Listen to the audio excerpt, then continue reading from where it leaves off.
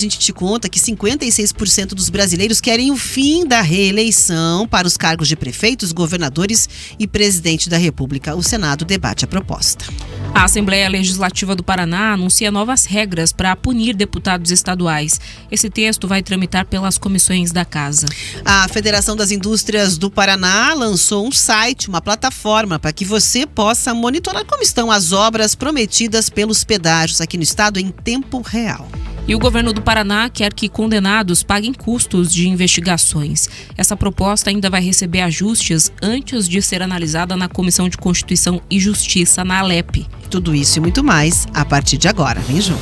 É análise, é bastidor, é a verdade.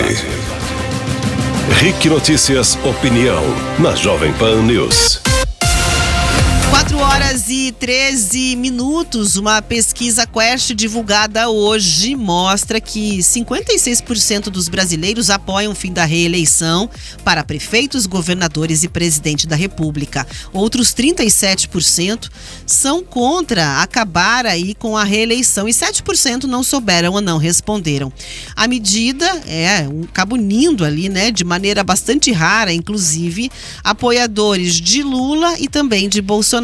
56% dos que votaram em Lula no segundo turno e 59% dos que preferem Bolsonaro concordam com o fim da reeleição. Para o professor de opinião pública da PUC, Marcos Zablonski, 3 fatores diferentes ajudam a explicar esse amplo apoio dos brasileiros para acabar com essa história de reeleição. Percepção de abuso do poder político e da máquina pública, né? A população tende a enxergar no segundo mandato mais ações voltadas à autopromoção do que ao bem comum, o que compromete a legitimidade da reeleição. Casos de aparelhamento, aumento de gastos eleitoreiros e enfraquecimento da oposição reforçam esse olhar crítico. O segundo é o cansaço político e desejo de alternância, né? Em tempos de polarização, como a gente está vivendo, corrupção e crises sucessivas, há um desgaste da figura dos líderes, independentes de suas posições políticas. A alternância de poder passa a ser vista como um mecanismo de renovação e equilíbrio, como um freio de segurança, né, contra a perpetuação de projetos personalistas e populistas. E um terceiro é a falta de resultados transformadores, né? Há uma frustração social com a pouca efetividade das gestões, sobretudo no segundo mandato. A expectativa popular é de que quem tem a oportunidade de governar, por mais tempo, entregue reformas estruturantes e políticas públicas de longo alcance. Quando isso não acontece, o segundo mandato passa a ser percebido como mais do mesmo, ou pior, como estagnação. O fim da reeleição está em discussão no Senado. Uma proposta de emenda à Constituição já foi aprovada na Comissão de Constituição e Justiça e aguarda a votação no plenário. Depois de aprovada, a PEC vai precisar do aval da Câmara dos Deputados. Para Zablonski, a discussão sobre o tema ainda não está madura na sociedade e a proposta pode ajudar a reestabelecer a confiança nas instituições. O que está em jogo, no fundo, é o fortalecimento da confiança nas instituições e o desejo cada vez mais latente de uma política com menos personalismo e mais compromisso público. Bom, então tem aí a fala do especialista. Apesar do apoio ao fim da reeleição, outros pontos discutidos, né, lá no Senado não encontram o mesmo apoio entre os brasileiros. 64% dos entrevistados, por exemplo, são contra o aumento do mandato de 4 para 5 anos. 31% são a favor da mudança e 5% não souberam ou não responderam. A pesquisa também mostra que 51% dos brasileiros apoiam a unificação das eleições para que todos os cargos sejam definidos no mesmo pleito. Outros 45% preferem manter o sistema atual com eleições a cada 2 anos e 4% não souberam opinar sobre esse caso. Os pesquisadores também perguntaram se os brasileiros concordariam com o fim da reeleição também para cargos do Legislativo, ou seja, vereadores e deputados estaduais e federais. 57% apoiam a ideia, outros 36% são contra a reeleição para cargos legislativos e 7% não souberam responder. Essa proposta não está no texto da PEC em discussão no Congresso Nacional. A pesquisa Genial Quest realizou 2.004 entrevistas presenciais entre 29 de maio e 1º de junho de 2025. A margem de erro do levantamento é de 2 pontos percentuais para mais ou para menos, com um nível de confiança de 95%. Bom, tá aí, né? A leitura dos brasileiros, cansadíssimos da história de reeleição. Mesmo que tenha uma parcela super significativa ali, que não concorde exatamente com a extensão do mandato, né? Veja isso como um benefício para políticos, possivelmente, fica evidenciado que nós estamos exaustos dessa dinâmica de viver ali às custas das eleições, muito em razão da pouca entrega da classe política para a população em termos de resposta. Você não tem impressão que boa parte da classe política, eu não vou generalizar jamais, mas boa parte está preocupada apenas com a sua própria carreira, né, com o seu próprio desempenho, com as próximas eleições, com o próximo passo que vai dar, em vez de olhar ali para aquela gestão atual, né? Ou então um discurso que não desce do palanque, fica em rede social inflamando. Você tem representante de Curitiba que parece que está performando já como se estivesse na Câmara dos Deputados, né? No Senado, muitas vezes a leitura onde você tem ali uma casa aspas maior, também esperando que grandes temas sejam debatidos, né? Com embates ideológicos esvaziados, que vão fomentar apenas o eleitorado, a lembrança e a memória do eleitorado com recall na época da votação. Então talvez isso explique um pouco, né, desse bico todo que os brasileiros estão apresentando quando se fala em reeleição.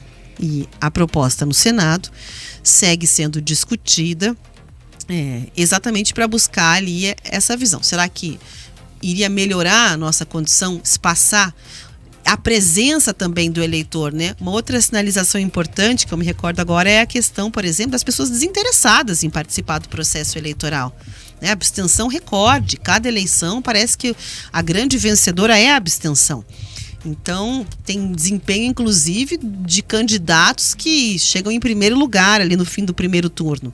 As pessoas não interessadas nem em aparecer para votar, nem em justificar porque que não foram aparecer, deixando claro que há ali uma vontade zero de estar, né, sendo parte desse processo eleitoral. E se a eleição fosse espaçada, será que haveria ânimo por parte dos brasileiros, reflexão sobre as escolhas, né? Será que tensionar em termos ideológicos também seria um fator para que a gente decidisse o voto? Ou a gente falaria assim, não, eu acho que é melhor olhar para o currículo dessa pessoa, né? O que ela fez na vida dela, o que ela construiu, qual a experiência que ela tem de gestão, o que ela vai entregar de resultado para a população. Ela vai ficar discutindo lá Trump e MST ou ela vai trazer uma proposta que olhe para os problemas essenciais de uma cidade, por exemplo. Então, é uma discussão que o Senado faz agora e para a população é muito importante que a gente tenha um avanço em relação, não fique mais um debate a ver navios.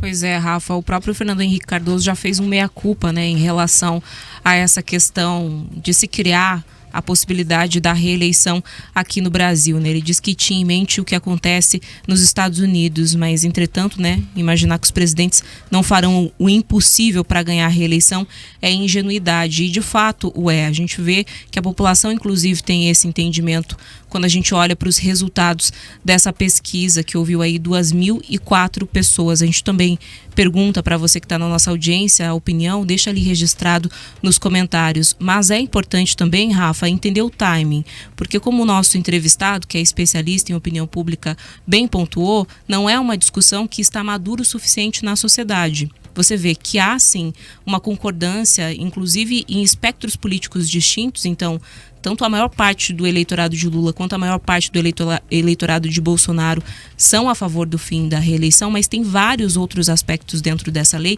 que precisam de um aprofundamento na discussão. E até a questão da participação ou não do legislativo, que eu sei é uma discussão muito mais complexa, demanda de um entendimento de como funciona os trâmites para que você ocupe um cargo no legislativo com eficiência, que você consiga propor leis.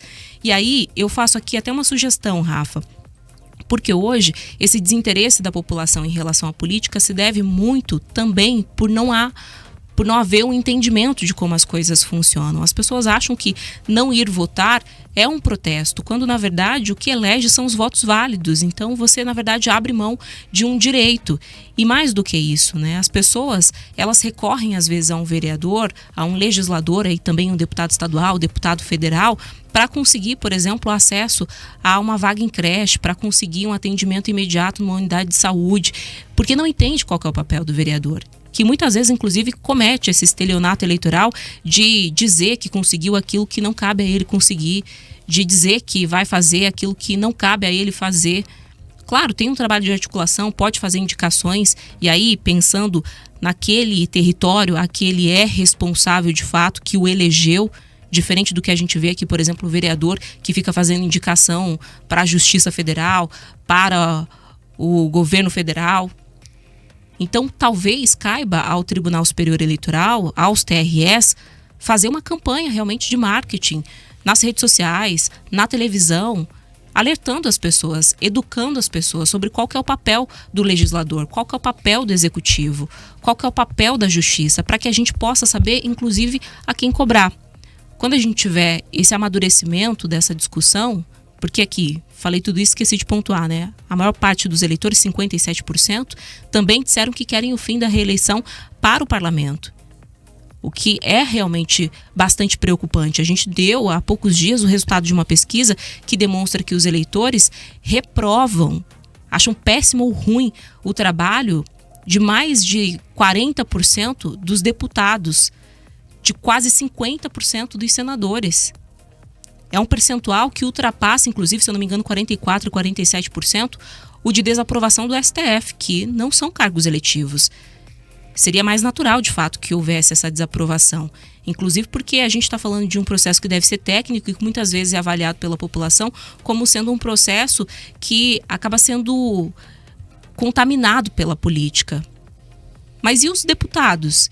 E os senadores que foram eleitos pela população? Por que essa desaprovação tão grande? Por que as pessoas estão olhando com tanta descrença para a nossa política? Então é importante sim que a gente pense em toda essa questão de uma forma mais séria. Eu acho que o papel aqui principal seria do Tribunal Superior Eleitoral.